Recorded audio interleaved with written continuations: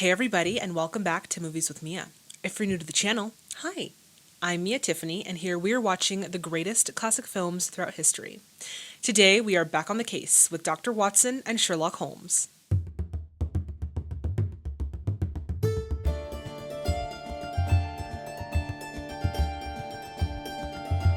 First things first, I'd like to shout out my Golden Oscar patrons. Guys, thank you so much for your continued support of the channel.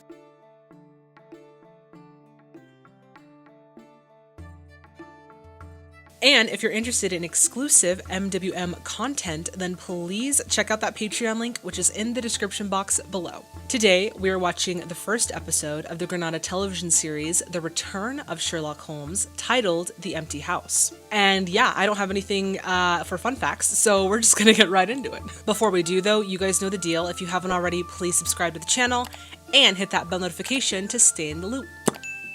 Alright everyone, it is time to grab your snacks, grab your drinks, and let's get into The Empty House. Oh, they changed the music a little bit here too. I feel like they kind of refined the music in this beginning part. It sounds a little bit more like concise, condensed, better quality. I don't know. In 1891, at the Reichenbach Falls, Sherlock Holmes finally closed his account with Professor Moriarty. I love how it continues from where we last left. Holmes had achieved the destruction of his arch-enemy, only at the cost of his own life. It was so hard to watch, guys. It was, even though they were dummies, it was so hard to watch. The empty house. It's empty because Sherlock isn't there. At least that's what I think. I don't know. Oh, it's a new Dr. Watson.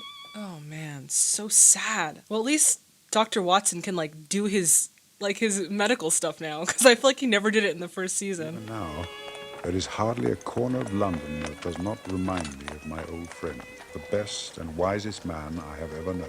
Wow, that is actually so beautiful. What beautiful words. Early call, I'm afraid, Doctor. I'm glad to see you. A second son of the Earl and Countess of Maynooth.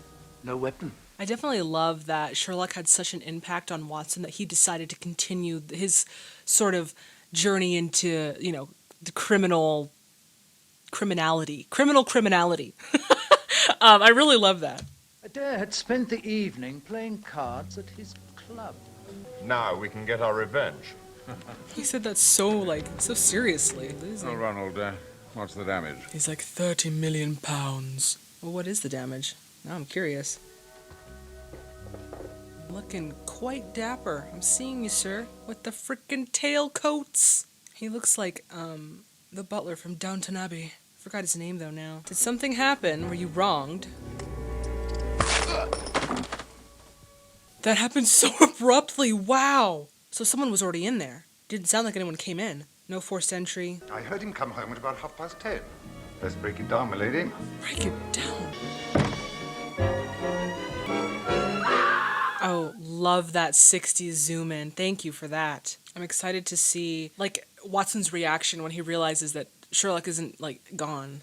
What are your findings? A death occurred as the result of a bullet wound from a .45 revolver. That is pure speculation on your part. It is not your business to guess at the type of weapon used.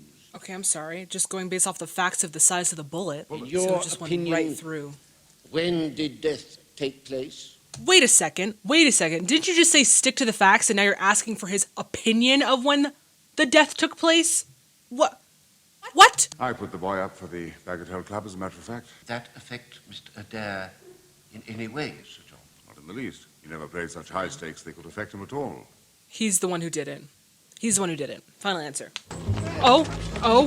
Is that Sherlock in disguise? That's totally him. He was listening in. Holy crap, I need to know why he was gone for 3 years. Dr. Watson! Yes, indeed, Bro, that's sir. totally Jeremy I am Brett. exceedingly busy, sir. Of course, you are a man of considerable responsibilities. I love seeing him play different characters because I get to see his acting range, You collect? Come on, bro. How did you know? I would totally have noticed him. Oh my god. Watson, do you mind if I smoke a Oh cigarette? my god.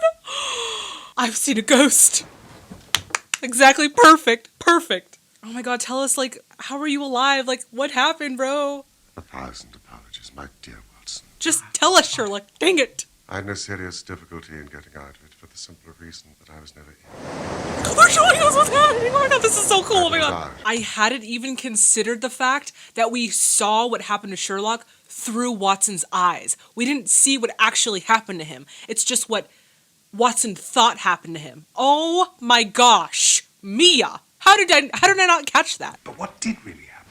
He drew no weapon, but rushed at. He knew that his game was up. I have, however, some knowledge of Baritsu, the Japanese system of wrestling. Been very useful to me. Oh man, he got some okay. Has a little bit of training. A little Japanese martial art training. Okay, really quick, I wonder if production had already been planning this. Okay, they had to have been. Like, because obviously this is a year after they shot the first series. Yeah, maybe a couple years after, huh? But anyway, so they must have been planning this because there's no way that they went back to Switzerland to like film these exterior shots again. So this must have happened while they were in Switzerland for the first series, and then they used it in the second series. That's just me kind of like geeking out on the behind the scenes stuff, but still, that's really cool. Glad I called there this morning in my own person. I really love the camera work of this episode. Oh, possibly the one who was shooting at him. The one who was wearing tan against a green landscape. Like, what are you even doing? My craft had preserved my rooms exactly as they had always been. And only wishing that I could have seen my dear friend Watson. What a remarkable story. What a remarkable story indeed. I just felt like I just had that feeling of like, I just came home for Christmas. You know, like when you're just like, you've been away for a while and now you came home for Christmas to see family. That's the feeling I'm getting right now, and I love that. I feel like as a crew member, I would have loved to work on this set and then look back and like, oh, I had a chance to work on The Adventures of Sherlock Holmes. Like that would have been such a cool story to have. Due. The construction is due to a Monsieur Oscar Meunier of Grenoble. I'm Hugh. By the one remaining member of that charming society. Fantastic. Whose leader lies in the Reichenbach Falls. The society is so mysterious, you know? Like, they didn't really give a name to it. It's just this mysterious, like, underground crime syndicate. It's like, I don't know what to expect. Oh, it's the man. It's the man. I didn't see his face at first, that's why. But, like, also, clearly he doesn't know Sherlock, because Sherlock would never just be standing in front of a window. Like, for long periods of time, especially at night. Like, that's weird. Wow. Like, wow. Is he really about to snipe him? Really? Cranking up that gun. That is a very ornate weapon, I'll say that. I wonder why he's wearing that outfit, though. It's, like, strange. It looks like a major's outfit, or, like, military outfit. Maybe not. He's not gonna fire it. Oh. Yeah, you thought you got me, but you didn't, boy. Even the action is more, like, exciting with the music. Oh, wait a second. That's the guy from the inquest and the card room. Colonel Sebastian. Oh, it was the colonel in the study with the rope. What charge you intend to prefer? The attempted murder of Mr. Sherlock Holmes. Not so, Lestrade. Wait a second. There's another charge here. I knew they were going to weave this case in with Sebastian this. Moran, who shot the young Adair through the open window of his parents' house upon the 20th of last month. That is your charge, Lestrade.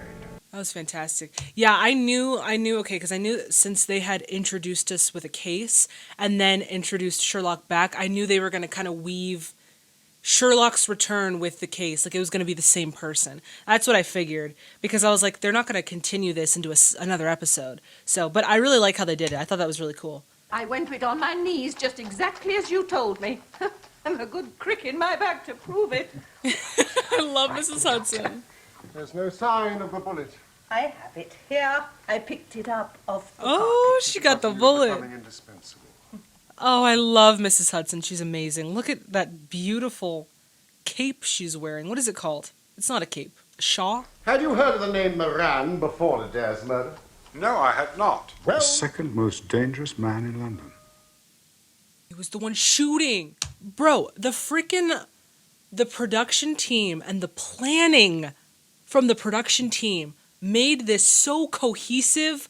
Oh my gosh, best continuation of a freaking series I have seen in a long time. I have to give props to the production team on that. Amazing. When I heard of the murder of Ronald Adair, I knew that at last my chance had come. What was Moran's motive? Oh yeah. There we move into the realms of conjecture. I think that Adair had discovered that he was cheating. Splendid. The thing I genuinely love right now as I'm watching Edward Hardwicke is the fact that he is able to carry on Watson, like the emotions of Watson. Like he really has captured that feeling for the audience, and I appreciate him dearly for that. I think, without doubt, that you have hit upon the truth. It's like I've had 3 years to learn. And now we have Sherlock back, yay! Once again, Mr. Sherlock Holmes is free to examine those interesting little problems which the complex life of London's Entifly presents. Oh wow, what a great way to end the episode. Mr. Sherlock Holmes. Mr. Sherlock Holmes. Oh, that was such a great episode, guys. Wow. I really appreciated, like I said, the freaking production team for planning that so well. Like, the blending from one end of a series to the next was fantastic. So well done, bro. Wow. I really loved, again, the chemistry between Watson and Sherlock. And as I continue to watch, I definitely want to see the chemistry between Edward and Jeremy. I know that they were really good friends, and obviously Edward is the one who continues Watson, so their friendship only grows. I really loved how Edward Hardwicke was able to really carry on the emotions of Dr. Watson, what David Burke had put into it, and that the sadness that we felt at the end of The Final Problem.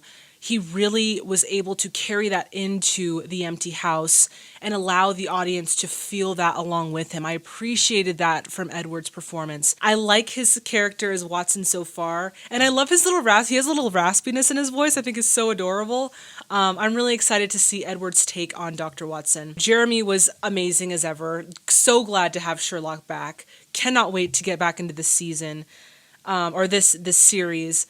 Finally, I really enjoyed the camera work. I thought that it was really playful. It brought some of that 60s flair to it with like those like extreme zoom-ins and kind of us being able to kind of walk with Sherlock down the street. I really liked the playfulness of the camera work. But yeah, that was a fantastic episode, guys. Thank you so much for watching it with me. All right, everyone, that does it for this video. As always, if you liked it as much as I did, please give it a thumbs up. Also, if you would like to become an official Tiffany Club member, then please hit that subscribe button and that bell notification to stay in the loop.